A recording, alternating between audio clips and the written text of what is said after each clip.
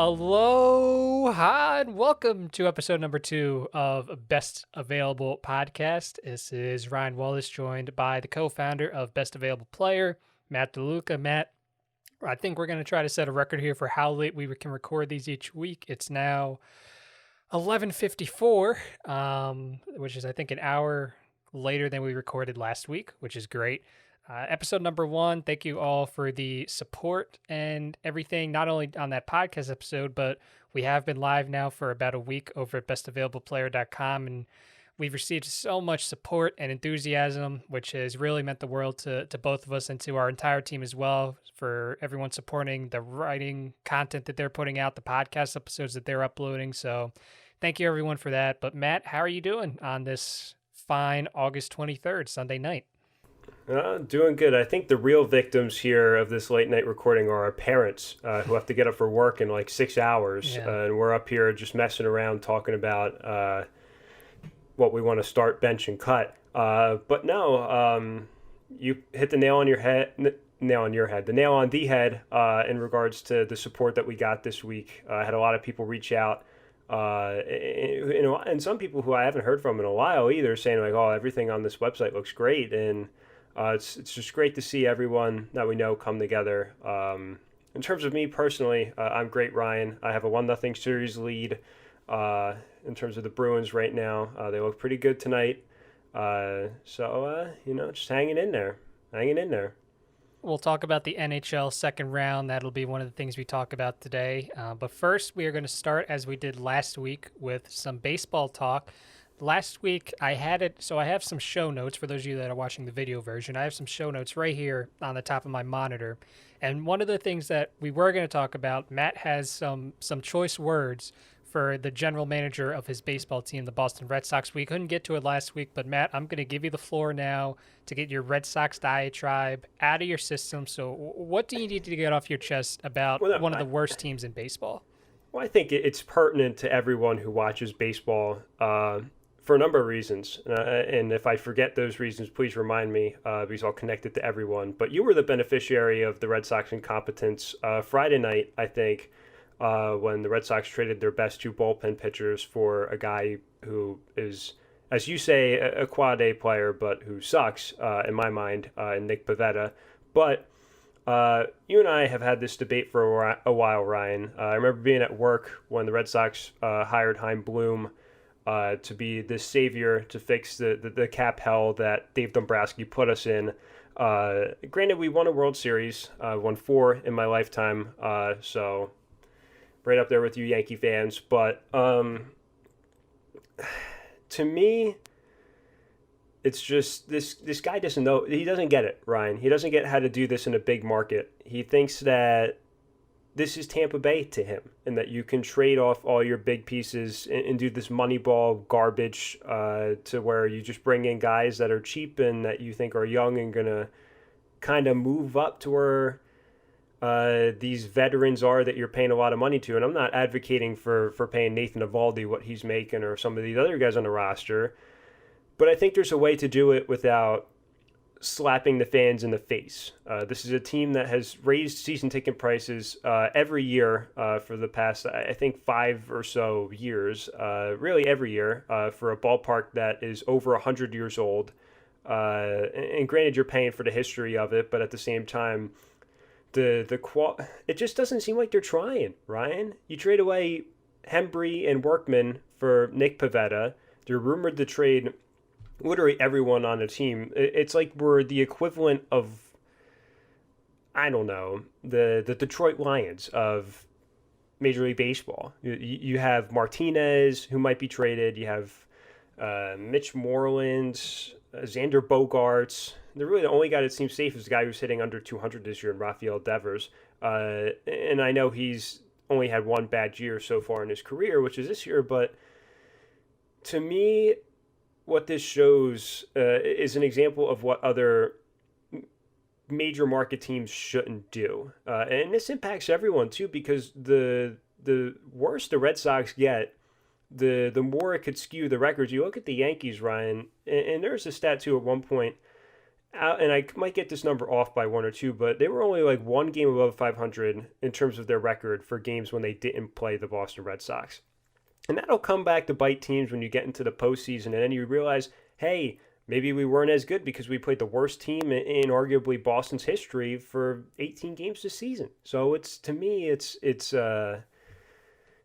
just a sheer level and you go back to the Mookie Betts trade too, and he's hitting home runs today as usual. And I mentioned this last week. I don't think what they got back was worth it at all. A generational talent, obviously not to the level of Mike Trout, but obviously a pinnacle player of this wave for Major League Baseball.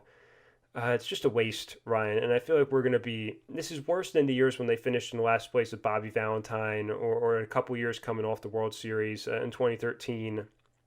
It's just a waste of my time. And to all the people out there, and this, by the way, for anyone who's trying to make a playoff push, and especially for your Phillies, Ryan, with everyone on the roster available, and in a shortened season, mind you, where you're not going to get a lot of trade value back in a shortened season for guys that either have a big contract that you're going to have to eat half the salary for, or they're an expiring deal, you're just not going to get the value back. They're going to get ripped off by teams trying to make a playoff push. You could have JD Martinez for next to nothing. That's basically what Chaim Bloom's saying. Big waste of time. I know you love this guy, Ryan. You sung his praises to me in the winter when they got him. Guy doesn't know what he's doing. I'm sorry. We're putting a lot of faith in this guy who's stripping down the entire roster with what seems to be really no set idea of who we're going to keep, who we're going to sell. I don't know. Slap in the face to Red Sox fans. It just doesn't seem like they're trying. It doesn't. Okay, I can understand that from someone that's a diehard fan like yourself, but at the same time, the Red Sox built a very, very small window to win a title. And to their credit, because a lot of times a team does that and it doesn't end well, the Red Sox, as you said, they got that World Series title. That window closed very, very quickly because of the type of players that they acquired for that roster. What did you want them to do this offseason to put out a competitive roster next year? Keep Mookie Betts number one. I think. Okay, but let me ask you this though: Does Mookie really make this team that much better? Because they're tied for the worst record in baseball right now. Does he really make them that much better? Makes them watchable, and in order to keep your job up in Boston, you got to make the team watchable. Because if you're going to charge an insane amount for ticket prices, again for Fenway Park, you got to put a team out there that people are going to go watch. Because remember, it doesn't become tolerable to sit outside in Boston until like June because of just the weather and the climate and everything like that. So you need to at least you have to at least show that you're trying. And I know that's a very, like a very non-analytical, just like from a couch fan perspective. But looking at it analytically, there's a lot of other guys that you can kind of get rid of that eat up a lot of money and don't really do a lot of producing on the field as opposed to Mookie Betts. I would have even moved JD Martinez before I got rid of Betts. But to me, that was the biggest mistake in the offseason. I would have made a big priority on getting starting pitching. They got Martin Perez. They had Colin McHugh at one point, who ended up having something COVID-related, I believe, which is why they had Eduardo Rodriguez, who unfortunately has like a actual health condition from COVID now. So you have that kind of misfortune with the Sale injury too. But I would have wanted more of an emphasis on pitching. And you look at the bullpen. We joked about the Phillies last week, Ryan. I can't even name you 5 guys in the Red Sox bullpen now, especially after they traded 2 of the only guys that I knew. It's just a rotation of misfits at this point out there. And credit to Nathan Eovaldi. He's pitching well. He's pitching like he wants to get out of Boston. So good for him. He'll go to a team that will win and probably send us some minor league prospects that aren't even in like the top 20 in that respective organization. So I just wanted Mookie Betts. That's all I wanted. They could have traded anyone else on that team, and I would have been fine with it. Just keep the once-in-a-generation talent that you brought through your minor league system, and he was part of that last wave. Him, Benintendi, Bogarts, those kind of guys, Jackie Bradley, that came through the system, and then Dombrowski started picking all these guys out in free agency. But just keep Mookie Betts, man. And Verdugo, no disrespect to him or Jeter Downs, they're both good players, but in one of our friend of the show, Glenn Denegris, mentioned this. The fact that they didn't get Dustin May in that deal is insane to me. So I think it's, to me, it affects the AL East a lot more than people think. So this isn't just a me arguing at 12:04 in the morning about the Red Sox kind of thing. I think this affects the pennant race a lot more depending on how bad this team gets. And the teams that are in the East region, even the NL teams, they get to play the Red Sox a lot. This affects a lot of teams compared to teams out west that are going to have a little bit of a harder time getting it to the playoffs. I'll give you credit for this. You're a big fan of teams trying, because when the Sixers were in their early process years, you would always come up to me and ask me when we weren't doing anything, if the Sixers just signed these couple veteran guys, they would look a lot better out on the court. And I can get that perspective. If the team isn't built to win a World Series, what's the point? Is going to be my question. If the team's just built to maybe sneak into the playoffs just to lose early, what's the point of building a good team? What's the point of spending money when you're not going to get a return on it? Because in the city of Boston, you're expected to make the playoffs every year. Whether you lose in the first round or you win the World Series, you're expected this certain caliber. And you look at all the banners sitting behind me, right, with all the rings that the Patriots have, all the rings that the Red Sox have, and then the couple that the Celtics and Bruins combined for. You're expected a certain standard that isn't necessarily in other cities. And to me, especially with the history of the Red Sox, how, the curse of the Bambino, they sucked for a long time. It looks like we finally got out of that, right? Like the Cubs. Like we finally got out of that. And then there's the couple anomaly years with Bobby Valentine and all that garbage. But I'm a big fan of showing as a front office that you at least are trying to put a good team out there. And you said this, and I'm reiterating that point. As long as you try, like at least look like you're trying, and then you could just sign a couple old guys that are trying, that you're going to move at the trade deadline, but at least start the beginning of the year with guys that I could sit there and say, oh, maybe we have a chance. But I looked at it this year, Ryan, and I'm like, how many games am I realistically going to watch this team? To me, you know what I mean? Like, and you could apply this to basketball, football, wherever. Like the Patriots, perfect example. Tom Brady leaves, you still have a decent core of players there. Obviously, you have the people that opted out defensively or left in free agency. Bill Belichick didn't just turn the keys over to Brian Hoyer and say, here you go, like, we're just going to tank for Trevor Lawrence. No, he went out and signed a guy in Cam Newton that's probably going to be the starter, probably have a really good year, and they're going to make the playoffs. So Bill's making the active effort to say, hey, we might not be a Super Bowl contender, but we're going to at least go out there and try. In all fairness, he was ready to give the keys to Jarrett Stidham, who that wouldn't have been a lot different. To Jarrett. That would not have been a lot different than just giving the keys to Hoyer. I think that's a different situation. As a Phillies fan, so I can understand your point of view about, just act like you're trying to put a respectable product on the field.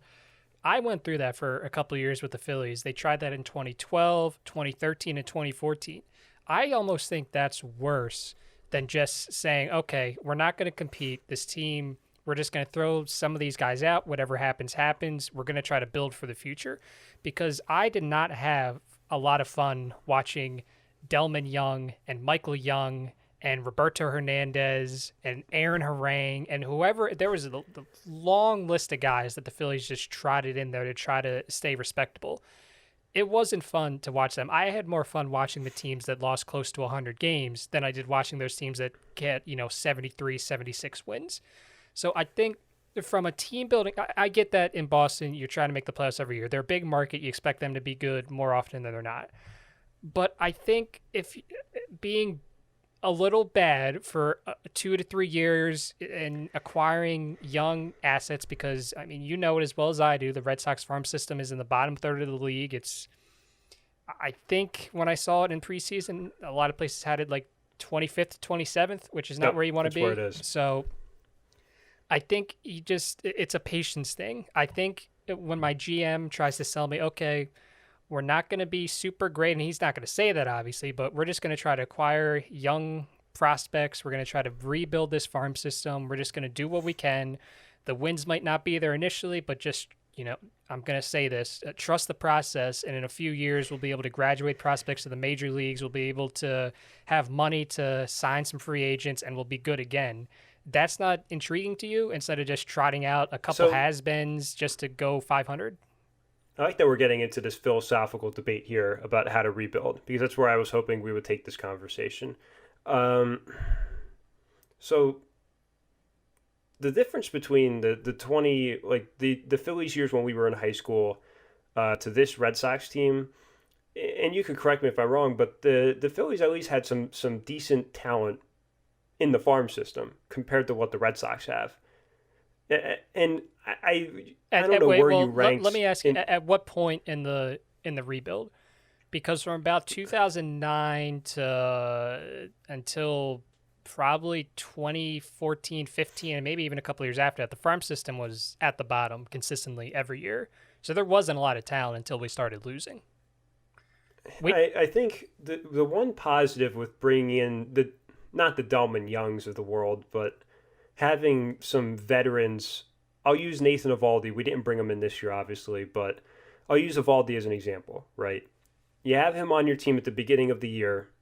You look at it and say, oh, maybe we everything hits and we make the playoffs. If not, he's still going to act like he's pitching well, so he could go be a mid-season acquisition for another team, and that's how you get that influx of young talent back. Because I'm not a big believer of building through the MLB draft. I think it's way too hit or miss for me, to rely solely on that. So for me, I value much more of poaching other people's prospects that are at least pretty decent, as opposed to investing in like a 17th round draft pick out of like Vanderbilt or something. I think there's a lot more value in having an Evaldi, to where I mean, good for him if he gets traded before August 31st. But to have a guy like him pitch really well this year, and then trade him to a team that's desperate for an arm, and you're going to get back at least some decent. And again, this year's a bit of an exception, as I mentioned earlier, because a lot of teams aren't going to be throwing it all in for a 60-game season that was put together within 2 weeks in July. But in a normal year, you get a pretty decent return for Evaldi, for considering what he's been doing this year and at least his track record, not last year, but over the past couple years. So to me, at least show the fans you're trying, because you probably saw this a lot at Citizens Bank Park. No one showed up. You're losing that revenue from ticket sales and memorabilia sales and everything else, because the ballpark's 3/4 of the way empty, and you're losing revenue that way. So if you're going to go and get the money to sign people, you got to have people in the stands. You got to have people watching TV for your TV deals. And if no one's going to tune in to Nesson to watch, Chris Mazza on the mound or whoever they have, I could have been a made-up name and that would have worked. But stuff like that, like Red Sox fans, it's a different breed up in Boston as opposed to a lot of other cities. And I think we're destined for a long rebuild. I don't think it's going to be 2 to 3 years. I think that's an eternal optimist quote from you there, Ryan. I think it's going to be much longer than that. I get the revenue thing, but how much is John Henry worth? Do you know off the top of your head? A couple billion Well, he owns a dollars at soccer least? team. I'm going to fact check that for you, because that'll make me really upset probably. Let's see. This is great. 2.8 billion. Okay, so Aggravates me. For the revenue thing, these owners are worth billions of dollars. I'm not concerned about some family of four spending $100 to increase the revenue for the Phillies. The owners have enough. If they want to put more money into the teams, they are well within their power. They definitely have the ability to do that. So I don't care about the loss of revenue. And But here's the difference: is when you get a guy like Chaim Bloom in there, he didn't spend any money in Tampa Bay. And I don't think he understands that he has the money sitting there. Just go to ownership and say, we need more money to get better players, because it's there. The guy owns a soccer team. He has, apparently, they have a majority stake and Roush Fenway Racing, which makes sense, but I had no idea of that until now. They have, newspaper stuff. He owns the Boston Globe. Like, come on. So who do you spend the money on then? I'm going to go back to that. Who do you spend the money on? Now you're going to make me Google people that were Well, because free agents. the problem with the Red Sox is because of the team that they built, they were well over the tax, so they wanted to shed payroll. And you can make the argument, okay, the guy's worth $3 billion. What's it to him? I get that. I have the same thing with Middleton for not going over the tax. I get that. But at the same time, you guys won the title.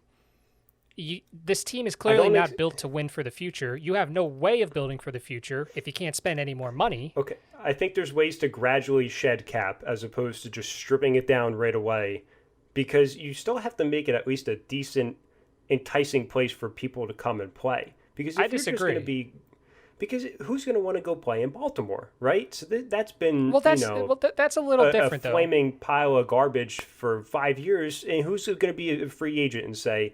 And you look at Adam Jones too. He went to go play in another country before he re-signed with Baltimore. So to me, it's like I don't want to turn into an Orioles team that loses 100 games every single year and just puts out a AAA team at the beginning of spring training. Because then no one's going to want to go there. I want to be the free agent destination. Maybe not right now, but at least for the mid-level free agent, to where I'm not going to get, the Mookie Bettses of the world in free agency. But if I could get a mid-level free agent to come in as we gradually shed the cap on top of it and still funnel in some decent talent in the middle, you're eventually going to meet there in that middle point. That's what I'm trying to say with that. There's ways to gradually come down and still get decent players to where you're not the Detroit Tigers who lose 100 games. This is something where we've differed for a while. We're never going to agree. I've never thought it made sense to spend money on some mid-level guy just to bring him in, this or that or whatever, maybe trade him. It doesn't make sense to me. If your team is not built to win a title and contend, why should you try to sign one guy to maybe get you to just make the fans maybe more happy or whatever? I don't care about that. And I want to go back to what you said about the MLB draft, because I think philosophically that's where the league is heading. To target these guys that are maybe very low on teams' draft boards. They didn't get a lot of attention from a lot of scouts.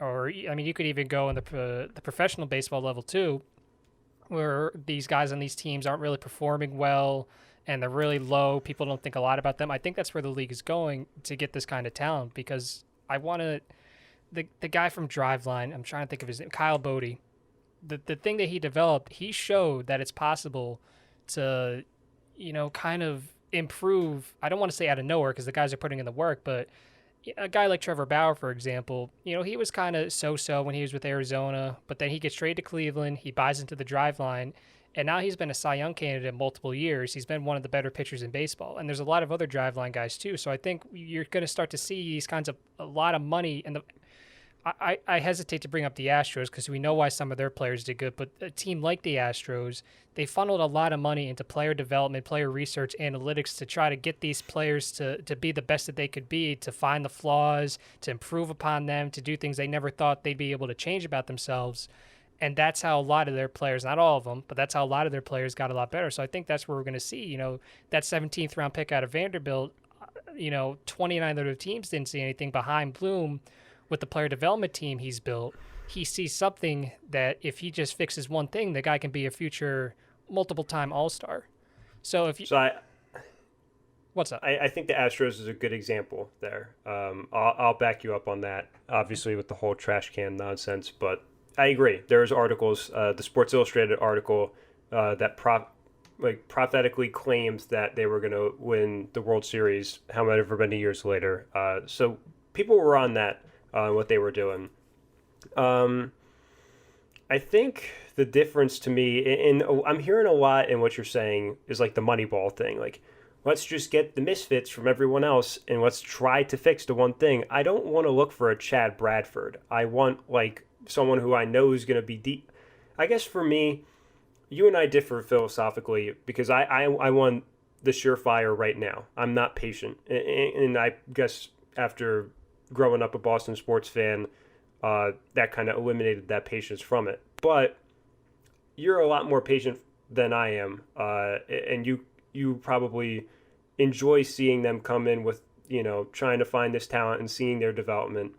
I I'm not as much into that, especially because the Red Sox have really strayed away from the farm system. And I get that's what Bloom's trying to do, right? I'm not denying that. I get he's trying to fix it and try and rebuild it, and it's not an easy task considering Dombrowski traded away every single prospect we had, right? Moncada, Kopech, Manuel Margot. There's probably a lot of names I'm forgetting here, Ryan, too, but there's we at one point I guess we were towards the top, even when Dombrowski the first couple of years there. But once we started to go get Sale and some of the other guys, even the Evaldi trade, we kind of burned a couple prospects to go get him. So, you know, I'm not, because I know how long it takes to rebuild a whole minor league system.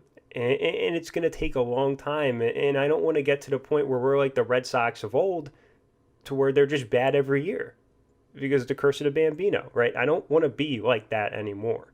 And I think you look at the Yankees, right? And they didn't really go through a whole dip down in terms. They kind of retooled.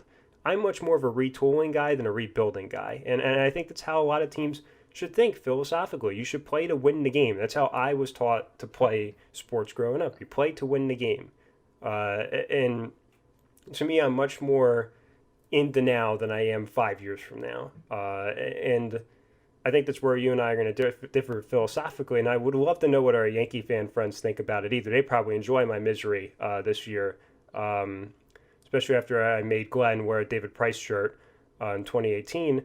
But, I get what you're saying about the draft. I have heard that that's the trend we're going for. I don't know. I just don't want to end up looking for the Scott Hattebergs and the Chad Bradford. I don't want the misfits. I want players that I don't need to fix things so that way that development goes a little quicker and we know what we're going to get out of them. So the Yankees thing, and we're going to get off this topic in a second because we don't want to spend all day on this, even though we could.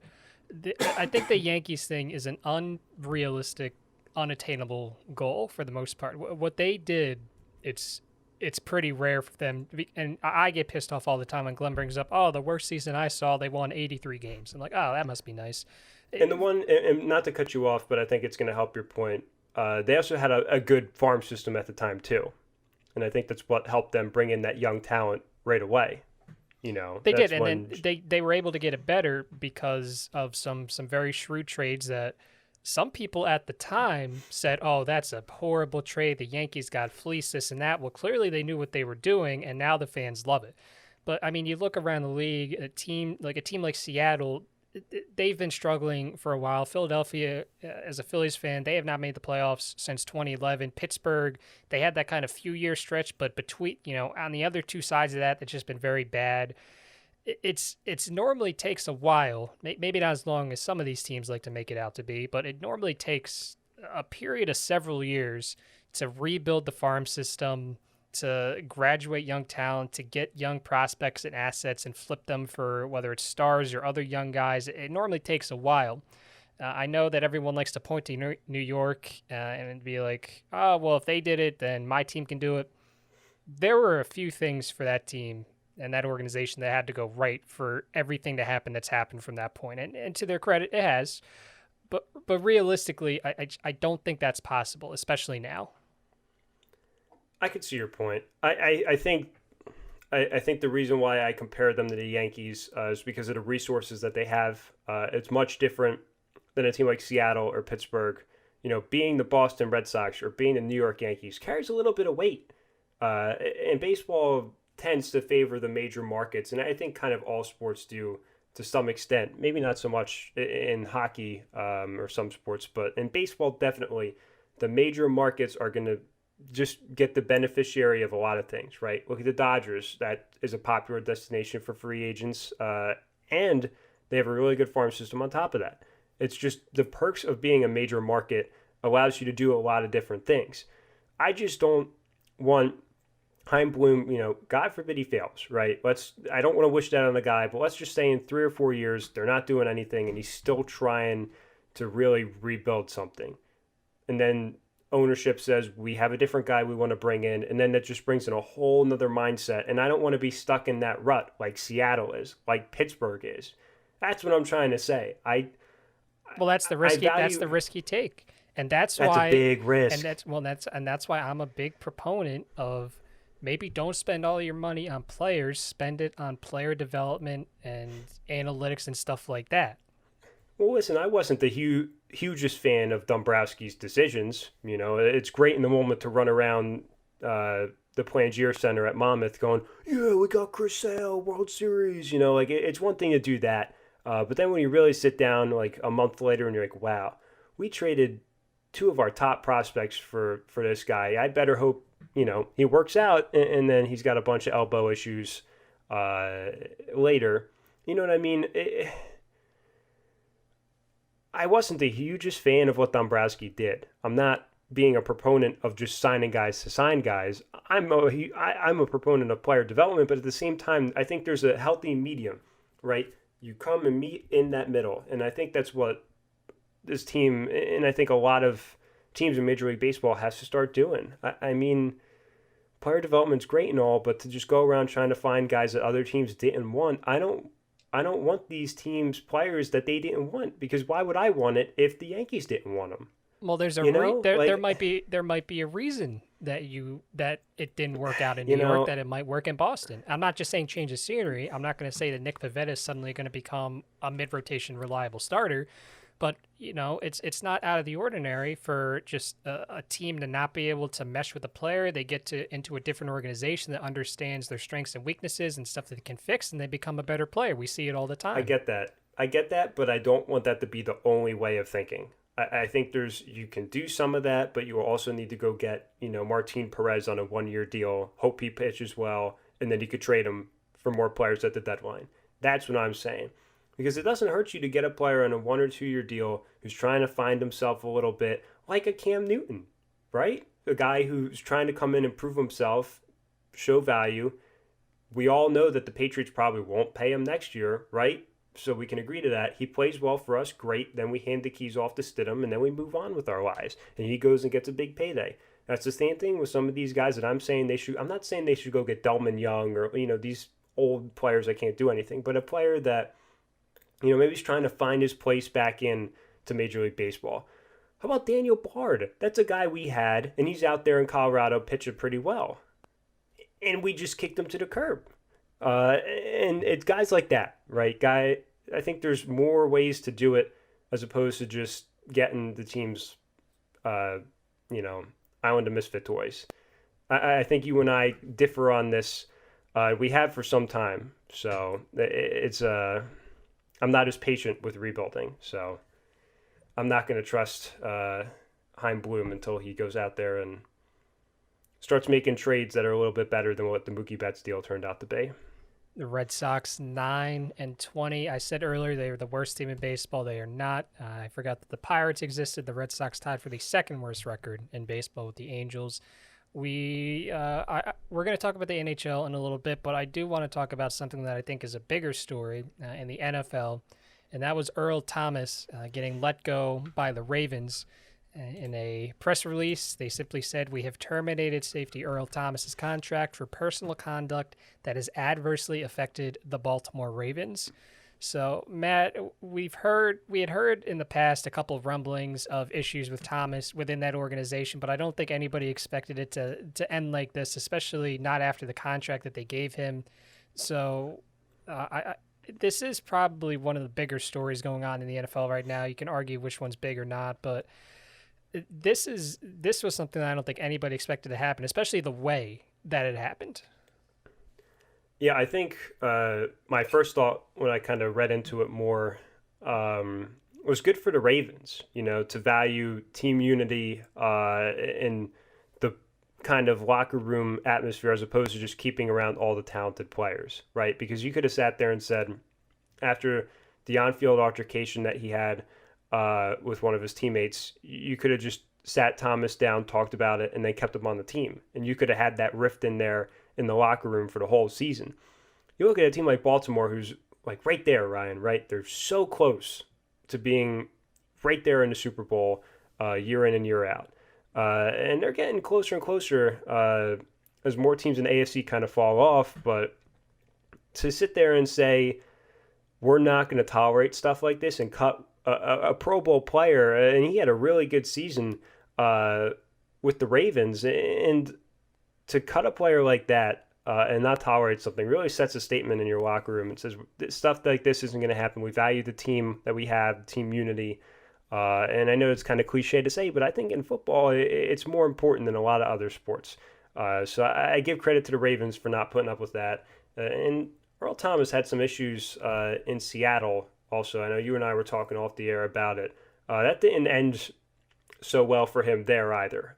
So there's going to be a place for him. There's going to be a market for him, obviously, across the league. But I think it's a really good step for the Ravens to say, like, hey, we're taking this seriously. Like, we're not going to have somebody swinging at someone on the practice field.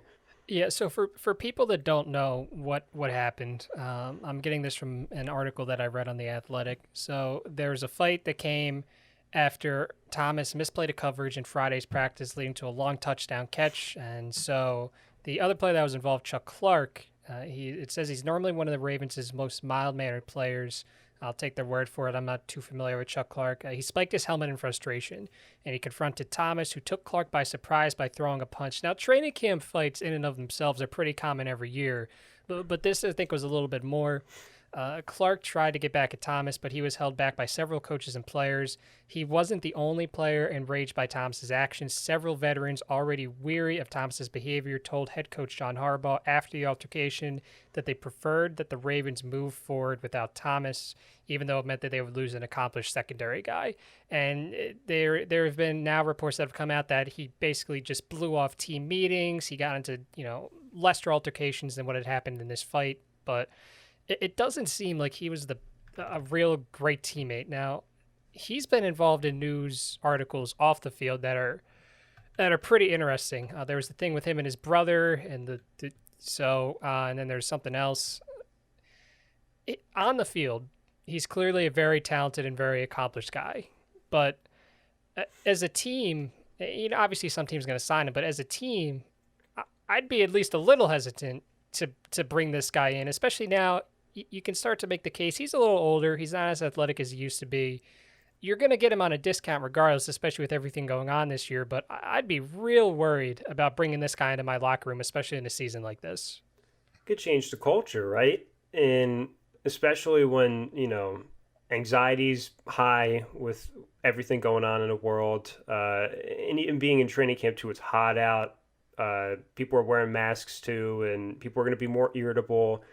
You don't want to bring someone in who's going to start stuff like that. And I think there's a, and I'm going to bring up the healthy medium analogy again, but there's a medium, like a line you could draw on whether or not you want to cross it. And some teams will just bring in guys like this regardless, either to sell jerseys, sell tickets. Obviously, that might not happen this year, but you know what I'm saying here, Ryan. Like there's teams out there that are just going to see like, oh, Earl Thomas is out there. I remember him 5 years ago when he was really great. And it's not like he's not great now. He's still a very good player, but he's also, as you mentioned, over that cutoff of 30, and he has all these other off-the-field things going on. Especially for a lot of teams that are kind of on the fringe of the playoff picture on the preseason side of it, it poses a big question in your front office whether or not you want to bring in something like this. I would stay away from it personally. But there's been some teams I'm reading about that I'm not surprised that are interested in him. So, I mean, I agree. It's not going to take long for him to get signed, but it shows that they're taking it seriously, though, Baltimore. And you got to give them props for that. Like stuff like that shouldn't happen. No, I agree 100%. The last thing I want to talk about from the Ravens side of this before we get more into Earl Thomas just in his future, the cap repercussions from this, it could actually be pretty interesting, especially because with the pandemic going on, there's thoughts that the cap could drop a lot next year. There's a number here that said it could drop by as much as $23 million, which is not unsubstantial considering how close a lot of these teams are to that cap number right now. And they were already building their team. NFL teams build their teams years in advance, accounting for the cap number inflating. They don't account for the number going down $23 million in 1 year. So that's going to mess up a lot of teams. It might mess up the Ravens because they released him, they'll have to absorb $25 million of dead money over the next 2 years. So that's 15 this year, $10 million next year. That's not insignificant. The Ravens, they could end up losing, a pretty decent player or two because they can't afford to keep him because of what happened here. So I think that's something to watch. But you brought up a couple teams that are interested in him. So I'll ask you first, where do you think he might go? Because as you said, he will get signed quickly. So what team do you think is going to be the one to take a chance? So I'm on ESPN right now. They said the Cowboys are the leading contender. Sources told Adam Schefter. So the Cowboys have gotten guys in the past that are kind of along this line of character, right? I'm not going at his character, but you know what I'm saying, right? Kind of guys that are a little wavy in terms of off the field stuff. The name's avoiding me, but I remember one a couple years ago. You might be able to tag in for me. Defensive lineman that they signed. Name is really avoiding me here, Ryan. But they've signed some guys in the past that you wonder if that was going to kind of change what they have going in the locker room. Dallas was linked to him even before he was in Baltimore, right? So they've had their eye on him for a while. Yeah. So maybe that's just meant to be, and they're going to get him on a discount as opposed to what Baltimore got him for. So I think Dallas is going to be it. There's probably other teams out there, but within this thing that I'm reading right now, if Dallas is the leading contender, they've been linked to him before in the past. I think that's going to be the spot for him. Yeah, it was Dallas, Greg Hardy, right? Greg Hardy. Yeah. That's the guy I'm thinking of. So people like that are good players, but have a lot of off-field questions. Or technically, I guess, for Thomas on the field if he's fighting his teammates. But regardless, guys that, come with a question mark. So I think maybe it's just a change of scenery that he needs. We don't know. But I don't know, man. I don't know. I don't know if I would go after him. So the Dallas one makes a lot of sense. Ultimately, I'd be surprised if he didn't land there. That's a team that I think could definitely benefit from having a guy like that in their secondary. As I said, he's getting older. He's not as athletic as he was 5 years ago, but he's still a very solid safety. He can still make a lot of plays for your defense. I'm going to go I'm not going to go with Dallas. I'm going to go with a different team. I think Atlanta is a team that's going to look at signing him. I think there's some familiarity there, obviously, but also that's a defense that for years we've been kind of waiting for them to just show any semblance of even mediocrity, and they haven't been there. It's kind of been one of their issues so far, which is kind of surprising considering who they have there on their coaching staff. But I think that you add Earl Thomas there on just a 1 year prove it deal. You instantly add some talent to that defensive side, especially in the secondary. And, maybe that's the piece that they need, especially with 7 teams now this year able to make the postseason in the NFL instead of just 6. Maybe that's the move that helps them, kind of guarantee their way into that postseason, even if it helps them just sneak in, especially in the NFL. You sneak in, who knows what can happen. But I think Atlanta is definitely a possibility. I wouldn't be surprised. Andy Reid's a guy that loves to take chances on players. So, maybe Kansas City shows a little interest. But, yeah, I think Dallas would definitely be the move that's probably the most expected. So Earl Thomas on the free agent market will, maybe this time next week we'll be able to talk about where he's signed and give our reactions. But for right now, a free agent as of August 24th, 2020. So we have a couple segments coming up, but we want to stick with this NFL thing for a second. We found something quote unquote cool that we think we'd like to talk about, make or break seasons for some NFL quarterbacks. So these are guys that have been in the league for, maybe some guys have been in the league for 3 years, some guys have been in the league a little longer, but ultimately we're going to determine, we're going to talk about these guys and we're going to kind of come to a consensus here. So the first one on the list we'll start with is Mitch Trubisky. So the Bears obviously brought in Nick Foles as competition. Apparently Foles hasn't looked super great in practice. I saw that reported. Trubisky has been up and down. So, Matt, we all know with Trubisky, he was picked ahead of Mahomes and this and that and the other. We all know the Bears fans are never going to live that one down. The organization is never going to live that down. Is there any chance for him to salvage his career this season? Well, not only Mahomes, but Deshaun Watson as Yeah. well. And even some of the other guys towards the end of that draft still have comparable stats to some extent. Uh, in terms of, he's never going to live up to what he was picked at. Never. Unless he turns into like Tom Brady magically. It's an unfair expectation for the guy, but he's never going to be the number 2 pick in a draft. He's never going to live up to it. Do I think he could be a game manager? Sure. Why not? I think I don't think he's all to blame for some of his struggles. I think some of the play calling over the past year or two, some of the decision making doesn't really benefit the team overall and put them in kind of interesting situations. They really utilized him to throw the ball a lot last year too, which made their offense very one dimensional. And Matt Nagy, I know, caught a lot of heat for that throughout the year from Bears fans.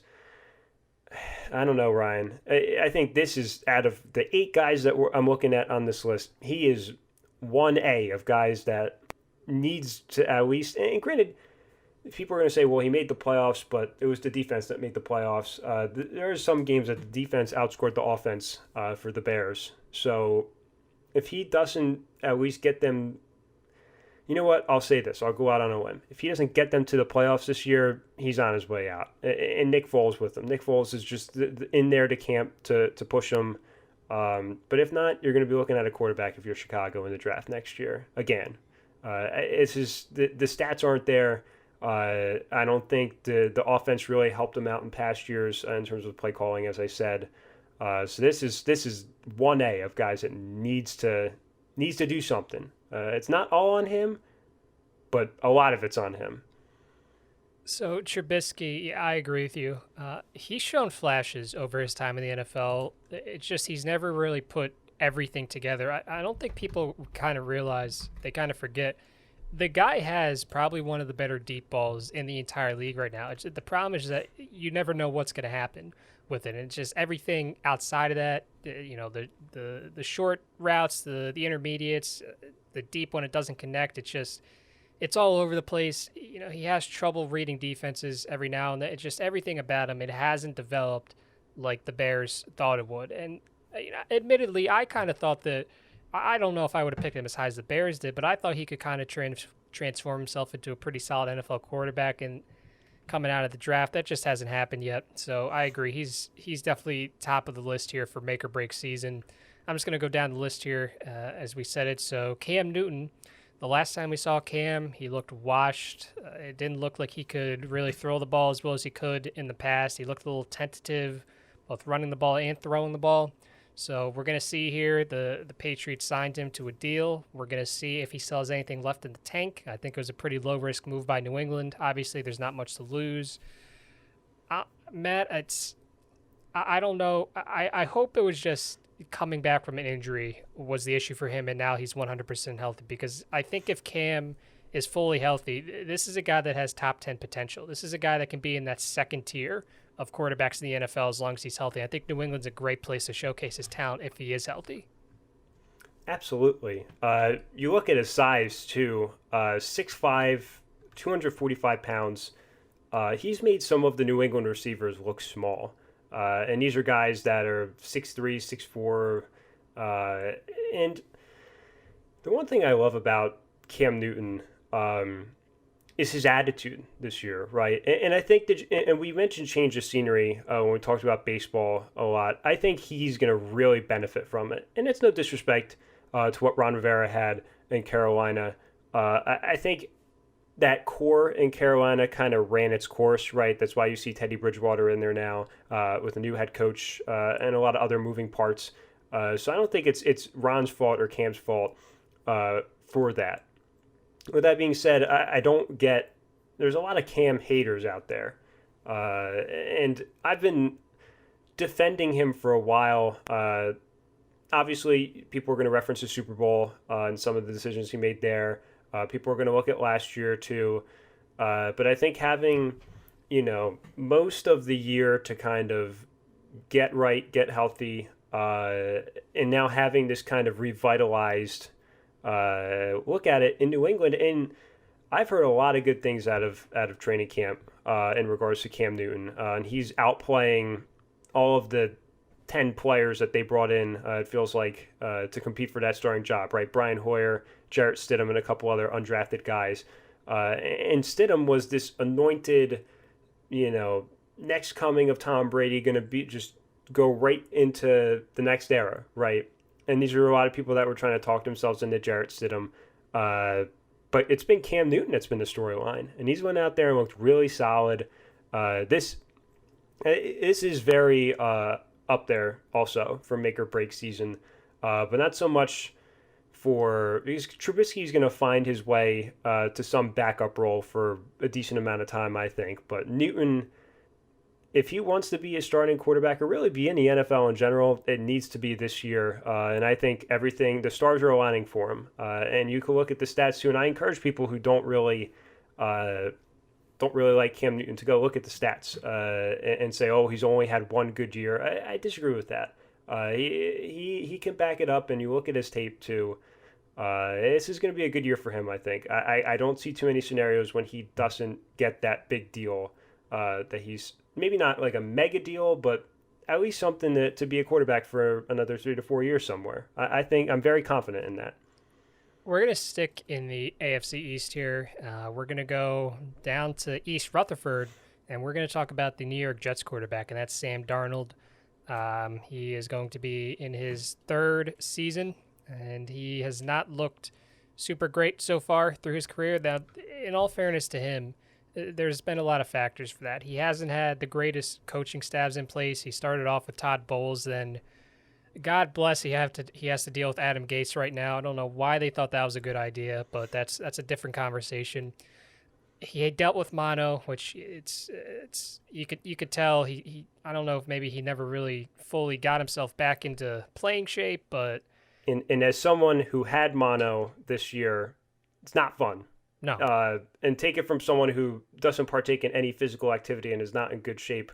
And even for Darnold, it takes a long, long time to get past that. So I don't like when people blame him for that because it does take a while. There was the incident last year where he said he was seeing ghosts, which everyone kind of ran with and started making jokes at his expense. It doesn't seem like he's ever really been fully comfortable as an NFL quarterback. And I think to a point that makes sense, but still with the capital that this team invested in Darnold, this being his third year, if he doesn't at least show some type of progress, which once again, with Adam Gase as his head coach, I don't know if he's going to show that, but if he doesn't show anything, I think you kind of have to start the clock and maybe start trying to think about when you're going to find your next option. Yeah, and I think you can give him another year or two after and kind of secretly look under the table for another guy just in case he doesn't pans out. But you bring in Le'Veon Bell last year.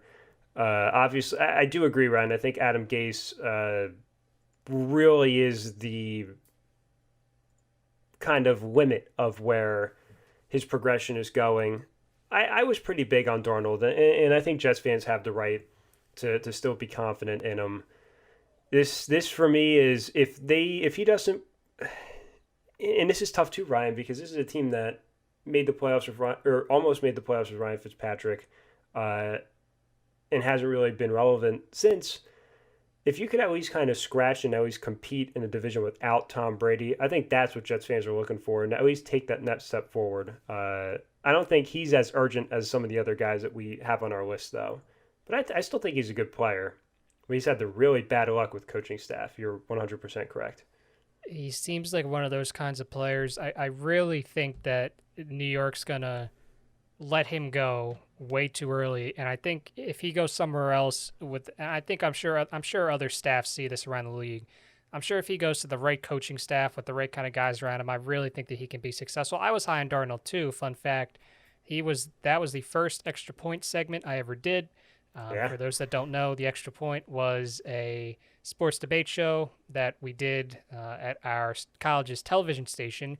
First segment I ever did, I defended Sam Darnold, and I remember I went up against a good friend of ours, Nate Gonzo, who wrote a really cool article on the site about the 2021 NFL draft if there's not a season. So definitely go check that out. But first segment I ever did, I was high on him then. I do still believe in the kid, but I think he really does have to show something soon. That way he's not just thrown away. Sticking in the AFC, we're going to go up north and we're going to go to the Cleveland Browns with Baker Mayfield, a guy that showed a lot of flashes of potential his rookie year. He kind of took over for that team. He made them entertaining for the first time in quite a while. And last year with the new coach, it just everything came tumbling down. He never seemed fully comfortable. He was making a lot of mistakes that he didn't really do in his first year at the helm. So now I'm not going to say he's on the hot seat, but a lot of people have kind of lost their luster with him. He's kind of back down to where he was entering his rookie season. And I think he'll have a couple seasons to kind of fix it, especially now with a new head coach in there. But he's another guy that you need to see some improvement out of him in a lot of different areas to, for him to prove that he can be a franchise quarterback in this league. Well, unless you're Colin Coward, you tend to think that this guy's a decent quarterback. Colin Coward's always been a big opponent of Baker Mayfield and his antics. I could have seen a regression coming when they thought it would be a decent idea to put Freddie Kitchens in there as the head coach. Didn't really make much sense to me. I think Stefanski's really going to help him get to the next level, and the guys that he brought in as well. You talk about his size, you talk about all the stuff he does too. He's just a confident player, and I think that gets misconstrued by people in the media as, he's too cocky. He's not really there for his teammates. He's over the Colin Coward model of, he's just celebrating not being with the team kind of thing. I think he'll be fine. I know we've been talking about Baker on our old radio show from time to time. It was just not a good situation last year with Freddie Kitchens and everything else. I don't think Kitchens was ready to be a head coach, and they thought the connection there was what was going to be the difference maker. But why promote him and give him an expanded role and take him away from your quarterback for some of the time? I think that's what kind of hurt the development as well. So I think this will be a good year for Cleveland. I hope so, for the sake of their fans who have endured probably the longest cycle of turmoil that of any professional sports team that I can remember. So it'll be a good year for Baker. I would hope so. A little over a year ago, I have to preface this by saying that I am an Eagles fan, as I'm sure that you could probably assume by this point. I said that I would take Baker Mayfield over Carson Wentz. Obviously, I might have jumped the gun a little bit on that one, but I do still think that he's a talented guy. I really do think that he can be the answer quarterback for the Cleveland franchise. So I do think that with Stefanski in there, I imagine they're going to do kind of more run-centric attack. So I think that'll make things a lot easier for Baker, especially if they incorporate a lot of play action, which I think will help him out too, because once he's out of the pocket, it seems like he can create pretty well. So I really do think that Stefanski was the right choice for him, and I really hopefully there is an entire season this year because I really want to see the improvements that he does make. Derek Carr is a name that's been around. He's kind of been that kind of guy. Like, is he actually one of the better quarterbacks in the league? Is this guy overrated? Does he not get enough credit? This or that. So he's kind of been at all spectrums during his NFL career. He was an MVP candidate at one point, and now he's one of the quarterbacks we're talking about for make or break seasons. I've been an opponent of Derek Carr for a very long time. Even his MVP season, I didn't think that he was super great. It's in the past few years, I don't mean this as a way to sound like I hate the guy, because I don't, but they've kind of helped push my beliefs towards the true side, right? So my issues with him, he's not super aggressive. He kind of struggles when there's pressure. He can't create if something breaks down. He checks down more than you'd like your franchise quarterback to do. I don't know. Personally, I think they should have gotten rid of this guy earlier. I don't see a lot with Derek Carr. I really think this is a good chance that this is going to be his last year as a Raider. Well, it's I think the writing's on the wall a little bit. The rift between him and Gruden. Uh, I think you kind of had to pay him the money that they did, just based off the way he was playing to start his career. I think as a franchise that is trying to recapture what they had in the years before we were born, Ryan, I think they had to take a chance on that. Obviously, it really hasn't worked out. And I haven't really been a big fan of him either. And I know some people we know are. It makes you wonder, right? What happens if he didn't get injured that year when they made the playoffs? How different this conversation would have been, if at all. But you hit the nail on the head. The checkdowns are an issue. I don't think he's not the prototypical John Gruden quarterback, and that's why. And they have a lot more money invested in him than in Derek Carr. So I think they're going to go, or at least the long-term money is invested in Gruden. So I think they're going to probably side with him eventually. If they're going to try and figure it out again, maybe the change of cities and everything else helps. But I'm not sold on him. I know you're not sold on him. I think Vegas is kind of at a point now to where you can use this new city, new stadium, everything else as an opportunity to go get somebody, potentially in free agency, and then draft the guy underneath of them. I don't think Carr's the guy. I think he's destined, and this isn't any disrespect to him. I think he's more destined to be the fringe starter or a backup. Like a Nick Foles. I think he's destined to be Nick Foles. Whether that's a good thing or a bad thing, Nick Foles makes millions of dollars every year. So I think he's the next Nick Foles, in my opinion. Yeah, there's nothing wrong with that, but I really think people overrate the hell out of Derek Carr, and I think they're going to finally figure that out this year. Final quarterback from the AFC East, and then we have two NFC guys to close it out. Josh Allen. So we're going back to the AFC East. I say that Allen. I say that I don't want to hate on some of these guys. I am not. I'm probably the biggest detractor of Josh Allen that most people know. I've gotten in several arguments about Josh Allen with people that think he's the next big thing because he can throw the ball far. The problem with him throwing the ball far is that he overthrows it pretty damn often. The problem with him when he throws the ball, I hear about how he has a strong arm, this and that. The problem is when he throws the ball, nobody knows where the hell it's going. It can go into the stands. It can go into the opposing sideline. It can go into the waiting hands of a defender. Nobody knows where it's going to go. So he could make all the throws, clearly. I said this during the playoff game, which there's two things I want to say about this for the playoff game. One, if Josh Allen was a below average quarterback, they win that game. He's not a below average quarterback. The second thing I'm going to say ties into that. He's a fullback playing quarterback.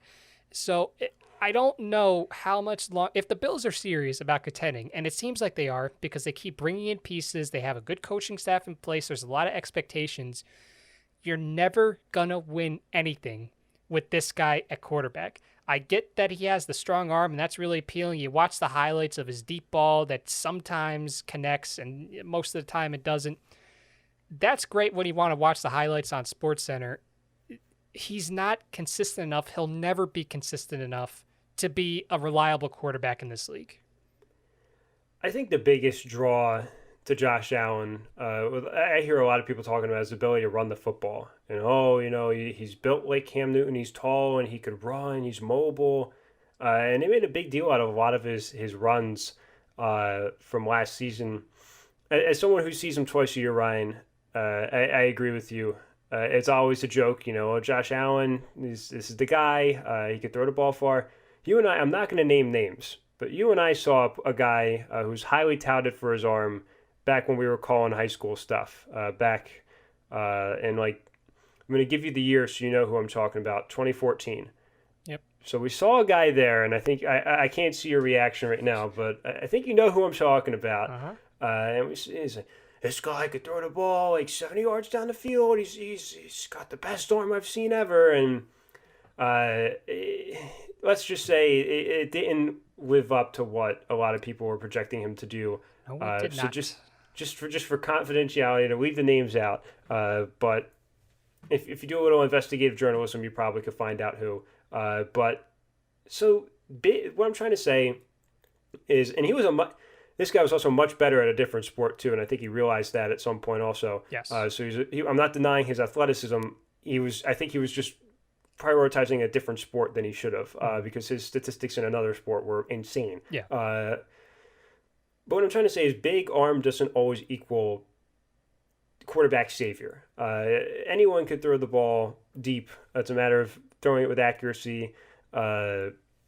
It just seems like such a gimmick quarterback in Josh Allen. And they say, oh, well, now that they have, Diggs in there and everything else, they're going to know Tom Brady in the division. You still got to win the games. I mean, you're going up against Cam Newton, and obviously Sam Darnold, who we talked about, who's trying to make a name for himself, and then whoever the Dolphins are going to put in a quarterback, whether it be Tagovailoa, Fitzpatrick, Rosen, whoever it is. It's still a competitive division. We're making it seem like this guy is like going to take over the division. You nailed it on the head 100%, Ryan. It's everyone's jumping the gun on him a little too much. But the big draw that a lot of people go is the mobility of him. But I don't think that makes him any more versatile. He struggles to complete passes. And it's just because of how strong he is. You can't get not stronger. You obviously don't want arms like mine, but I don't buy the hype. I never bought the hype last year. I don't buy it either.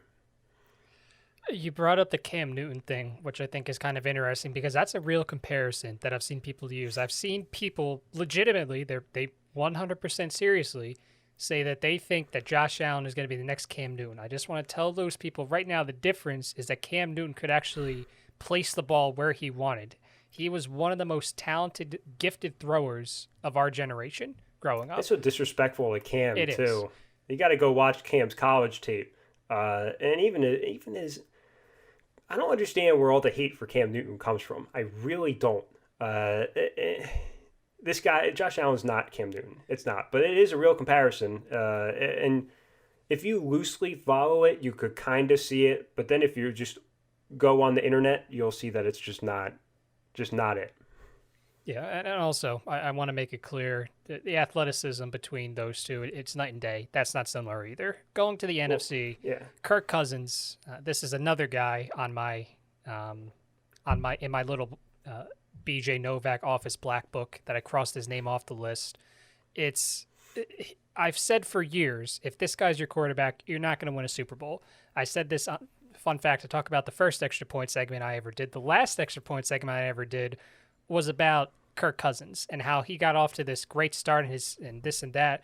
I said, listen, he's going to help out your fantasy football team. He'll put up some good numbers for you. He'll help you win some weeks in fantasy football and help you get a fantasy football title.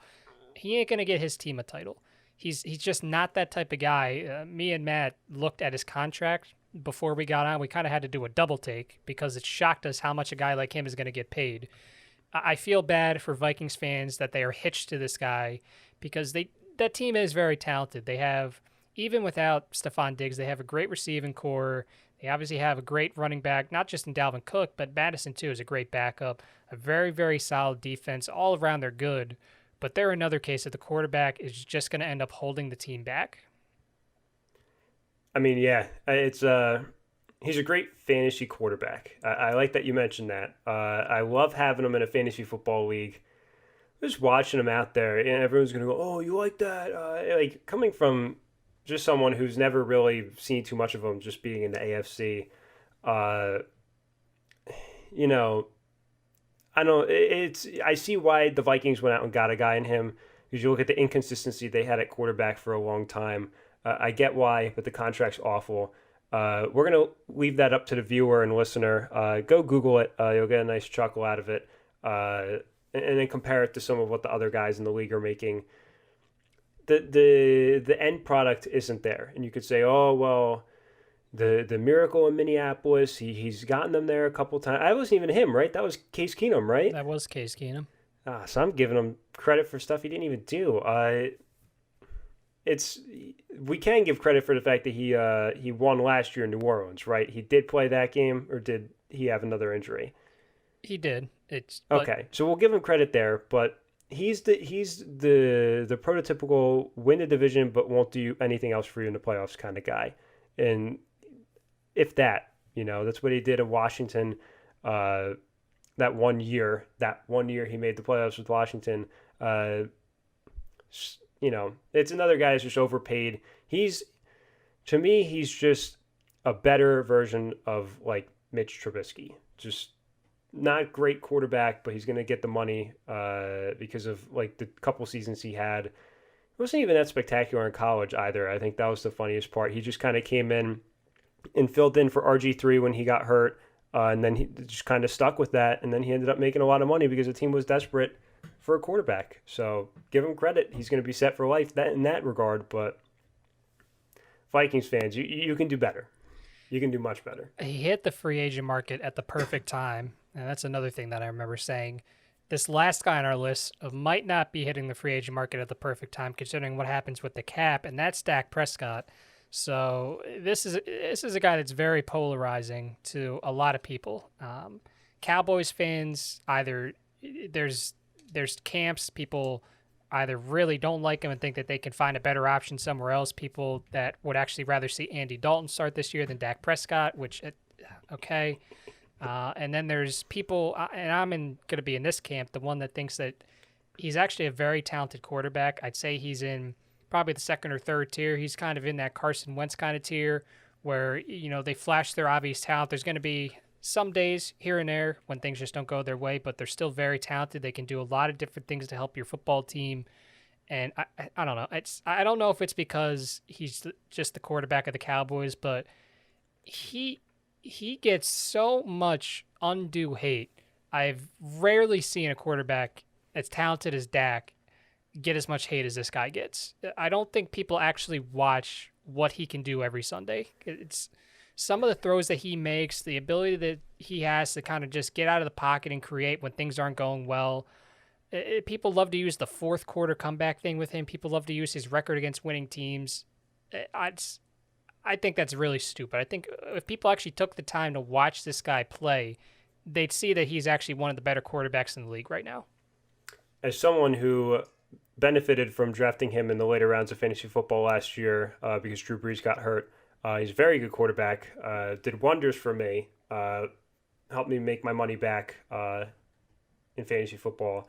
But I agree, Ryan. I wanted the Patriots to get him. I was on the Dak Prescott bandwagon for a while. I think as a guy who has the SEC background, capable quarterback, he catches a lot of heat for the way the year ended for Dallas last year.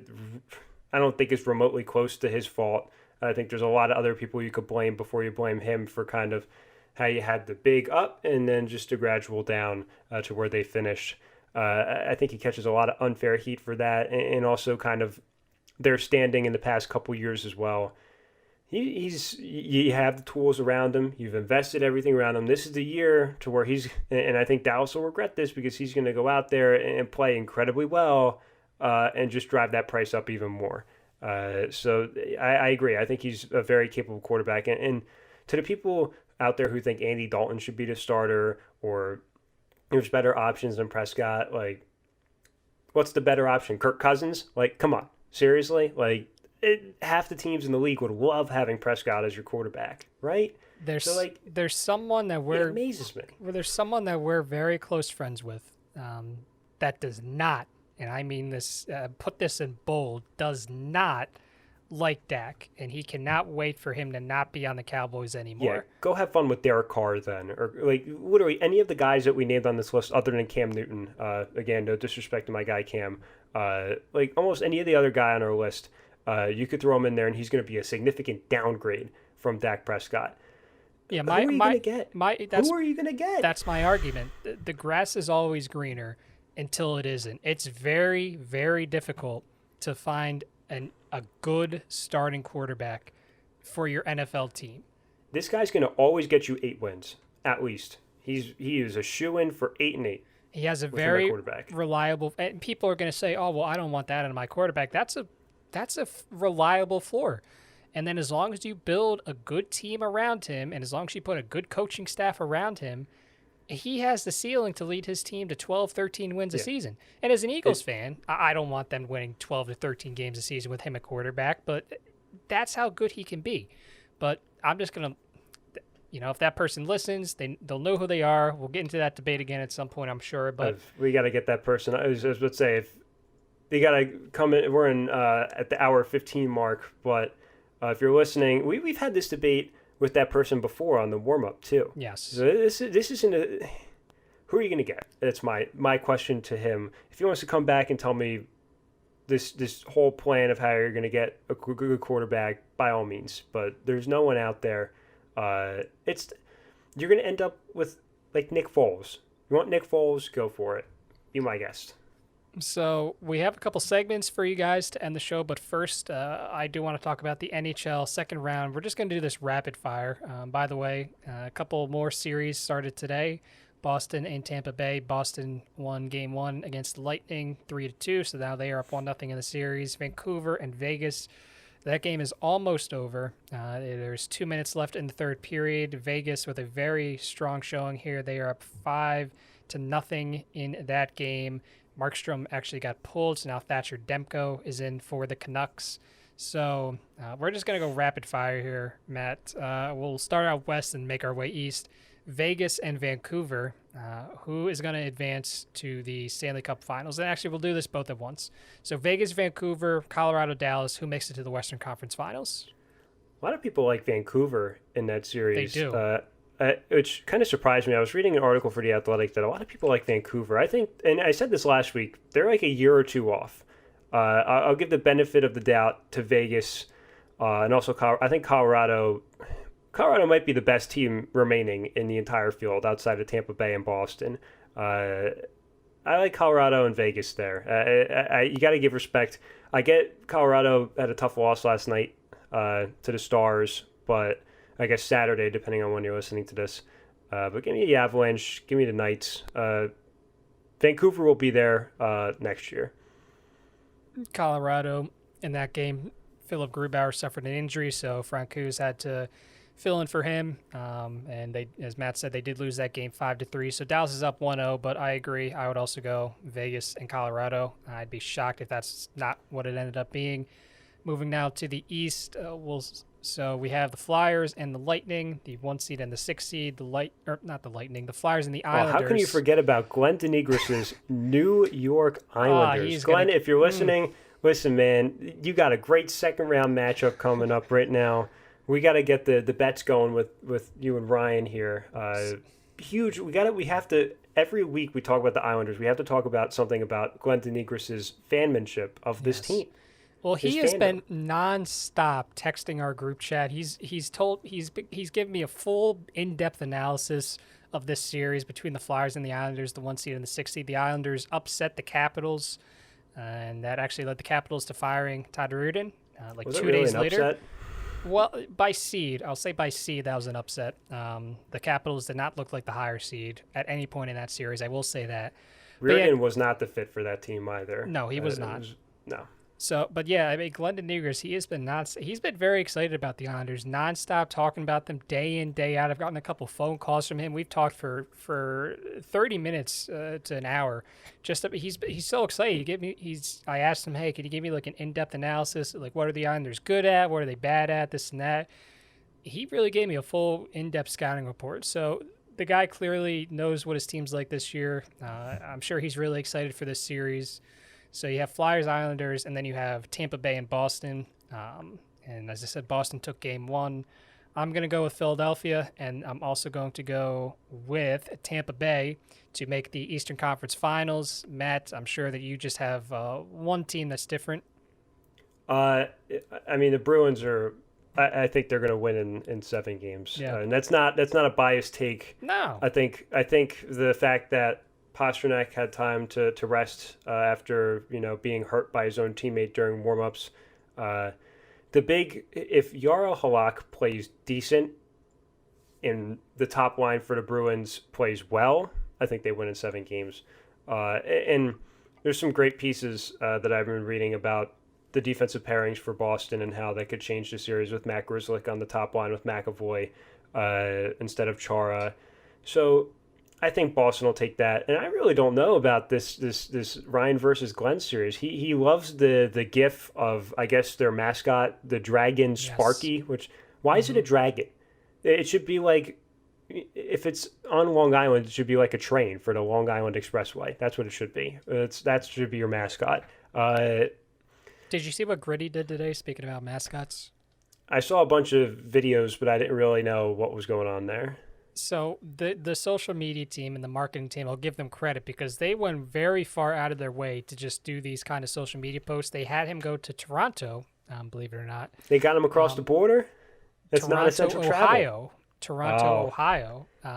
So they posted some funny stuff on Gritty's social media page. I just wanted to shout that out because social media is obviously so big. I don't have to tell people that, but the fact that they would go from Philadelphia all the way to Toronto, Ohio, just to get some social media engagement, that's pretty well done on their part. But yeah, that's definitely one of Glenn's favorite gifts of the Islanders. I mean, he sends a lot of Islanders gifts, a lot of highlights and stuff, just in the group chat, just to show us what he's talking about. He kind of breaks down the action, but yeah. he Give me the does send that Flyers, he does send that by one the a way. lot. Yeah, give me the Flyers. Mm. Yeah, sure. I don't Okay. think. I think the Islanders are kind of happy to be there. I think you said that to me earlier. Uh, yeah, I like Hart. I like. I don't hate the Flyers. As a Bruins fan, I guess I'm supposed to hate the Flyers, but like I don't. So, give me You'll a Philly Boston Eastern Conference Final. That would be really good. you would hate them by the end of that hypothetical series, as it always seems to All right. happen. But that was talking hockey. It always seems like you'll find in these podcast episodes we tend to want to talk about things for a little longer. It just because of the time, we just have to get through quickly. So maybe next week we'll be able to talk about hockey for a little longer. But we wanted to cut it short because we have some segments, some fun segments, and we'll start with an old favorite from that returns from episode number 1. It got a lot of positive feedback. We got a lot of great emails, a lot of tweets, a lot of everything. I even got a letter in the mail. Everyone loved Start Bench Cut. So we're going to bring it back for another episode. So be sure to let us know if you like it. And this week we're going to do the Start Bench Cut of public transportation. This was once again Matt's idea. He is Mr. Start Bench Cut expert. So Oh, he whoa, usually comes up whoa, with these whoa. ideas. Glenn Denegris is the expert on this. We're just I just hope I could live up to his creation. I hope That's we could very carry it out well. That's very that's very diplomatic of me. that's very modest of you too. But yeah, so we have public transportation. We have bus, plane, and train. So Matt, I think who went first last week? I did. You So did, yeah. yeah, okay. So you can go first this week. What do you start bench cut? So one of the great things about covering college basketball, and then moving on and going into the adult world, and I know all of us can attest to taking public transportation at some point. Uh, it's going to happen, whether you like it or not. Depending on what you take, your experience will be much better than others. Uh, Glenn's got a great public transportation story with me coming back from a game at UVA because we didn't go with the team on the second game of their trip, so we traveled back on our own. Tweet at him for that story, which will be a good one. So bus, plane, and train. I'm going to start with the train. I'm starting trains. Now here's Ooh. why. Here's why. And actually, I'm going to come back to why I'm starting the train later because it's going to make a Uh, lot more sense. All right. I am benching planes. First of all, they're not built for anyone over 6 feet. So it's a very uncomfortable experience for me every time I get on a plane. Half the time, you got a kid who's like bugging out on the plane because it's his first time or whatever, and he's like crying. And then you got the people. Here's my number one pet peeve: is people who like just don't respect your personal space on a plane. I had this one guy. I forget where we were going, but we had to meet the team somewhere, so we were meeting them separate. And I wasn't sitting next to Mike Trapasso on the flight. Uh, so I sit next to this guy who's in like these shorts. Right, we're going. So I don't know why it was like December. We're going to like Memphis or somewhere. He's in like these shorts. And he's like just spreading out everywhere, and I'm like crunched up against the window. And meanwhile, he's like 5'10". I'm 6'2". A mess.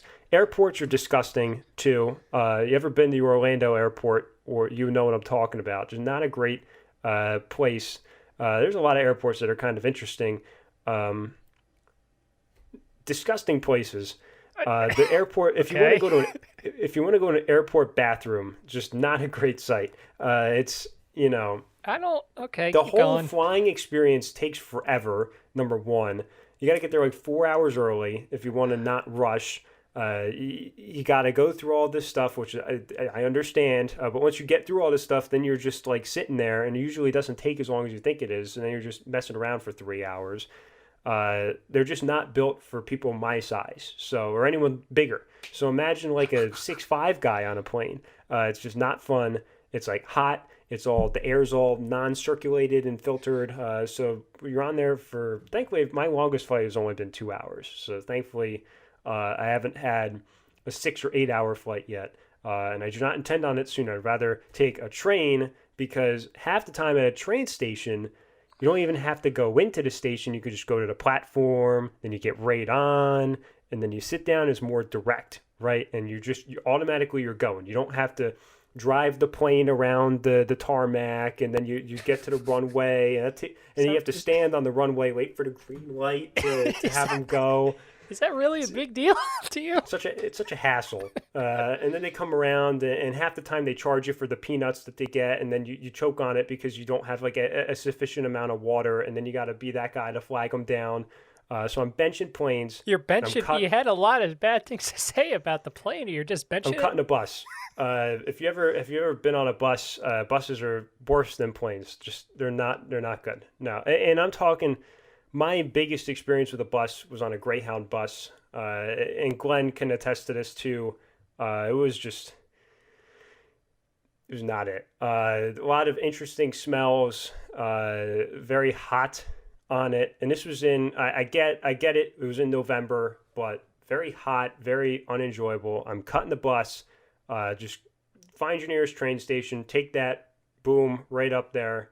A couple stops here and there. You get to hear the engine go choo choo choo, like all that like kind of stuff. It's a fun time. Young Matt likes trains and old Matt likes trains. Very efficient mode of transportation.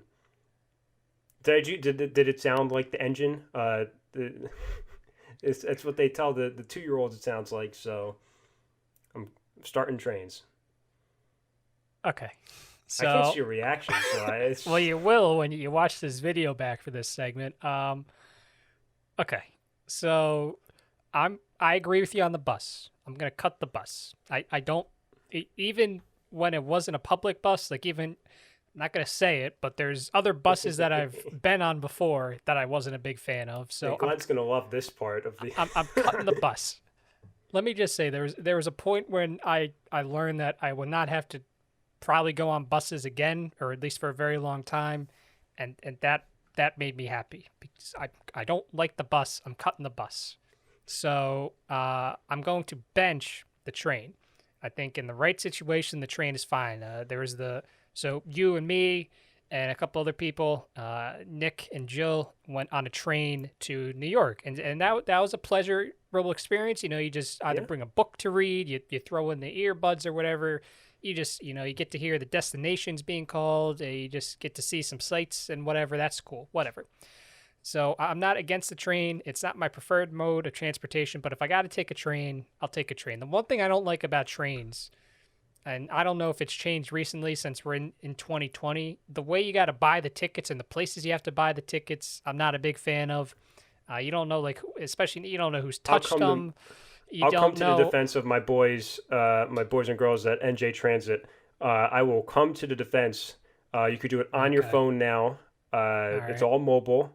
You could do the little kiosk at and obviously my only experience was with NJ Transit. But you could get, and even Amtrak. You could do Amtrak online, and then you could present it on your phone. So it's a lot simpler now. And that was before coronavirus as well. So, okay. All right. Does that make you feel a little better with the ticket I get. I aspect of mean, it? it's. I remember there was. I don't know. Whatever. So I guess that's okay. I guess that's kind of like that's like a half plus in the train book. I guess. I don't know. Being on the train is fine. It's everything I got to do to get on the train that I'm not a big fan of. But I am going to start the plane. I love planes. I love airports. I've loved everything about, planes and airports and the whole process of it since I was a little kid. So you brought up how you got to get to things early and get the whole time process.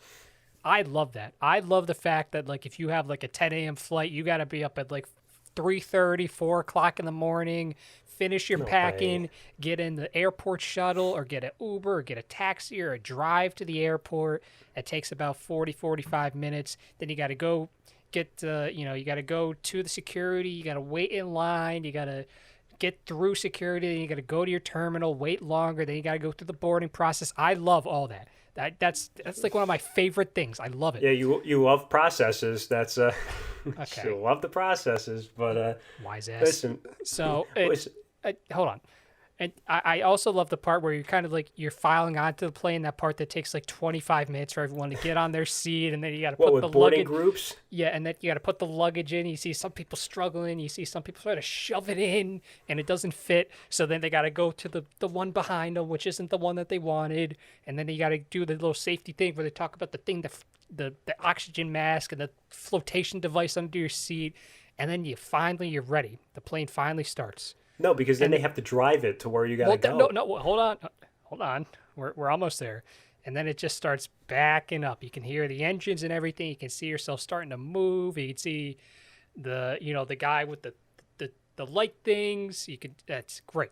So you back up. You get onto part of the runway. Then you taxi over to very slowly the runway that you need to be on. And then there's that pause, and then you hear the engines fire. You start to get that little speed. You feel those little bumps, and then you just glide up into the air. That's the best. That's one of my favorite feelings. I love airports too. I love exploring them because you do have to get there early for a flight. So I do like exploring airports, going into all the little stores. What you mean the same store that's in every So airport? no, The daily whatever it is. I don't. it's no. There's other stores. So I don't know. I just always loved that. So I'm gonna start the plane. I love everything about planes and airports. It's anytime I'm able to like be part of that process, I always take it in and I always try to just experience as much of it as I can. So that whole process you just listed, I could have been to my destination already on the train. Well, that's fine. It's not about the destination. It's about the journey, and the journey of taking an No. airplane from one point to the other. I love it so much. And for the people that are still with us, I know I don't care about the Red Sox journey back to relevance either. I care about the destination, which is winning, and that qualifies here too. The train takes you directly to it.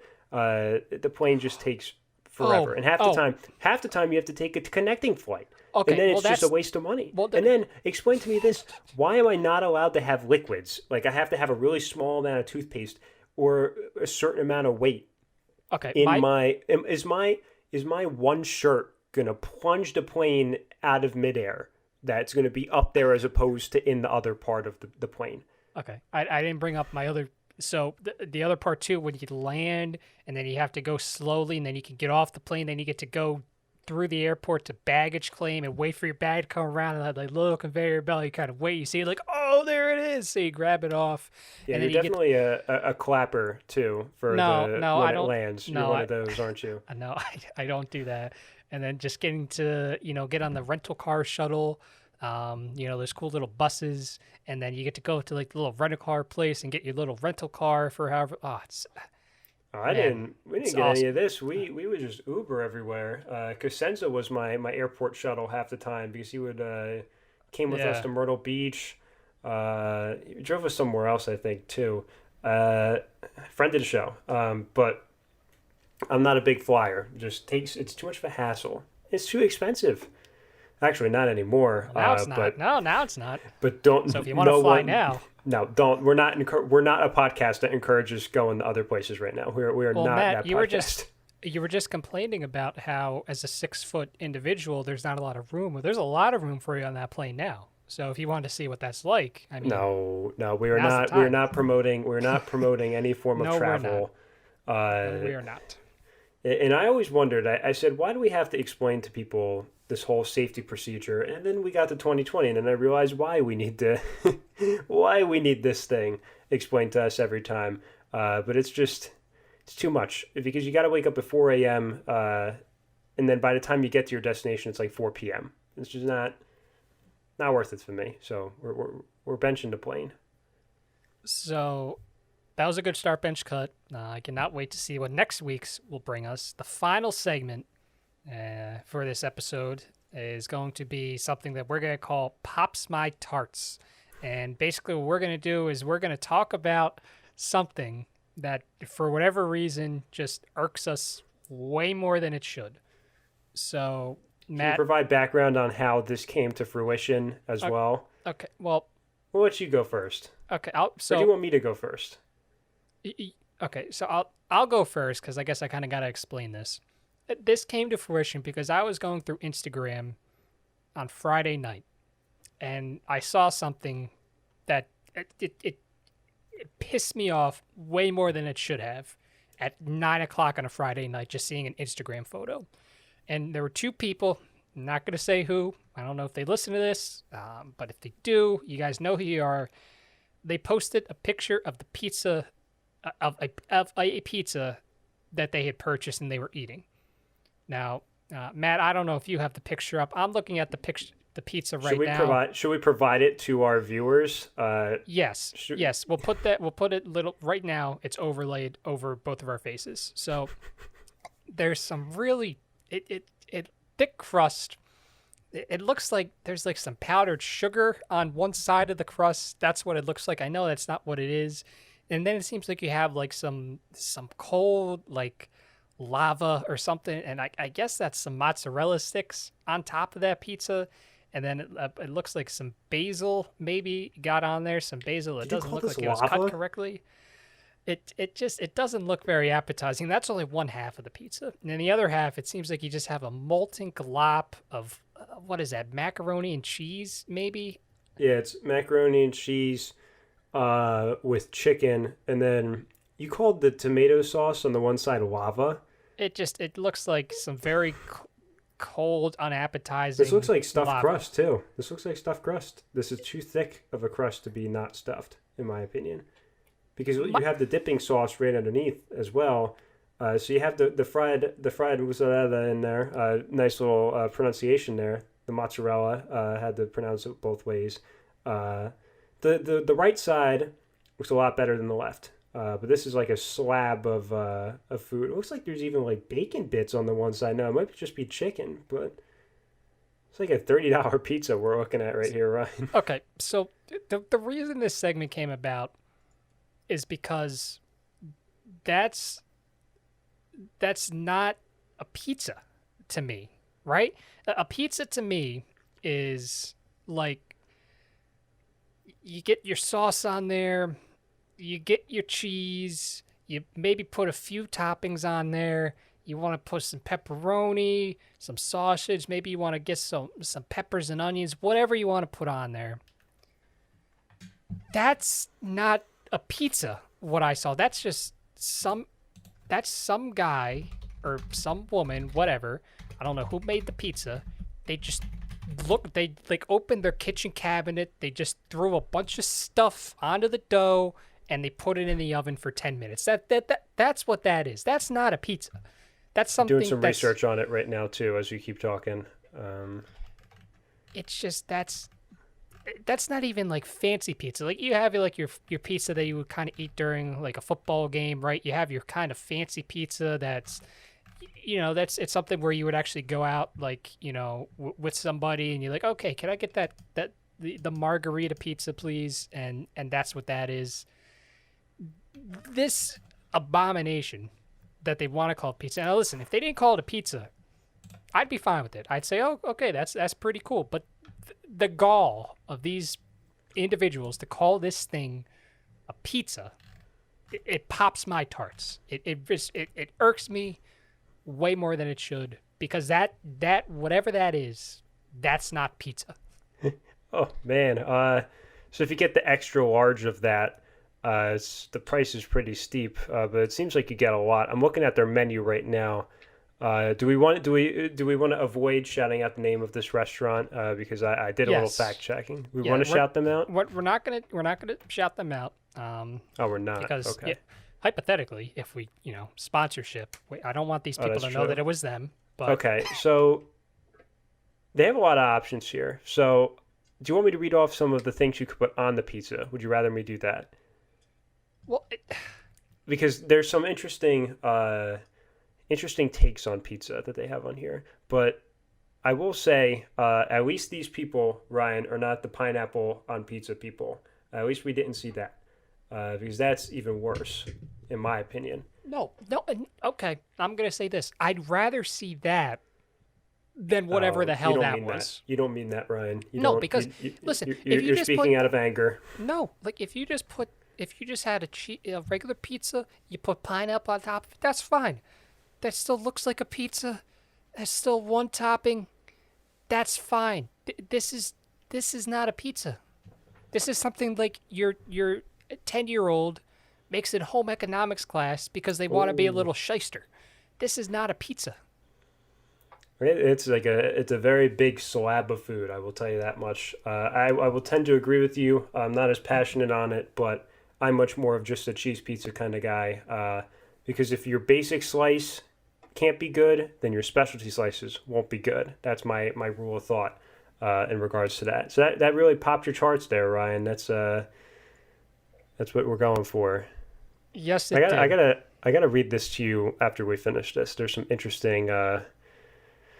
Yeah, it's a big menu. So you good now? You got it all. You've been waiting for this for 3 days. Yeah, listen, I got that off of my chest, and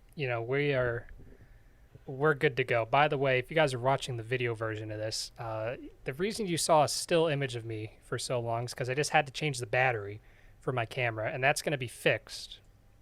But um, it took me a little bit because I just had to get all these emotions out of We my should just system. keep the picture of the pizza on.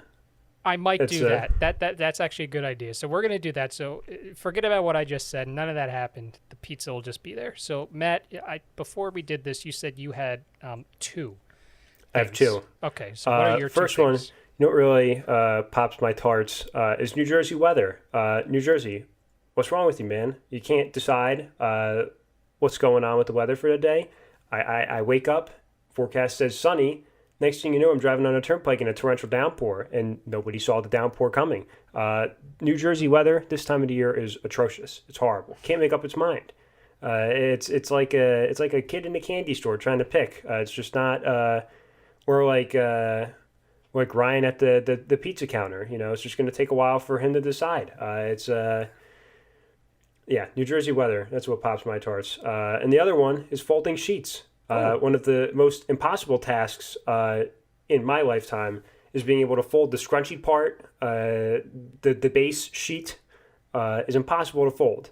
My mother, shout out Kathy DeLuca, who's sleeping right now, but probably got woken up by this podcast. She was the only one that could successfully fold this scrunchy base sheet. It's impossible. I just bunch it up and throw it in the linen closet because it's impossible. It's an impossible task. So folding sheets is what pops my tarts. all right. Yeah, you've never been a big fan of folding things. This I hate this goes laundry. Yeah, this goes back a couple of years. I remember multiple occasions. I just sometimes I would actually be folding my own laundry when you would walk into my room and say, "Man, I hate folding laundry." And It's so horrible. I'll give you credit. This is a take that you've had consistently. You haven't budged from it, so I'll give you credit for that. I have to do laundry tomorrow, and I regret. I do not look forward to it every week. It's just not. I will do everything else, any other chore you ask of me. I just don't See, I like like it. folding.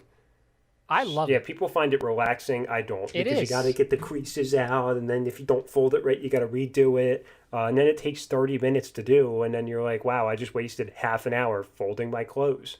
Then you got to Well, put no, them you just throw. away.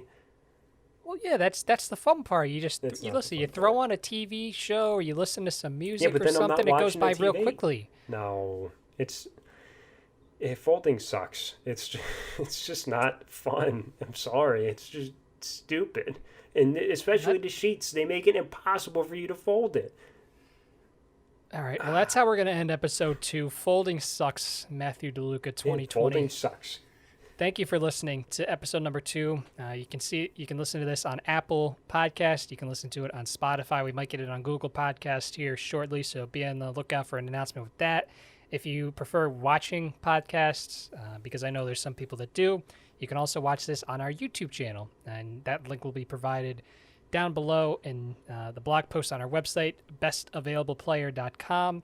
So thank you again, everyone, for listening to this wonderful podcast, the Best Available Podcast. We'll be back next week for episode number 3, and we'll see you then.